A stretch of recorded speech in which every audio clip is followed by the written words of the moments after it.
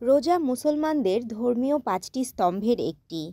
ফার্সি শব্দ রোজার আরবি অর্থ হচ্ছে সওম, বহুবচনে সিয়াম।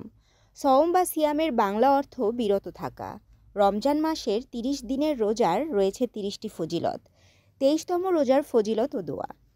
২৩তম রমজানের রোজার ফজিলত সম্পর্কে হাদিসে এসেছে, জান্নাতে রোজাদারদের জন্য একটি শহর নির্মাণ করা হবে।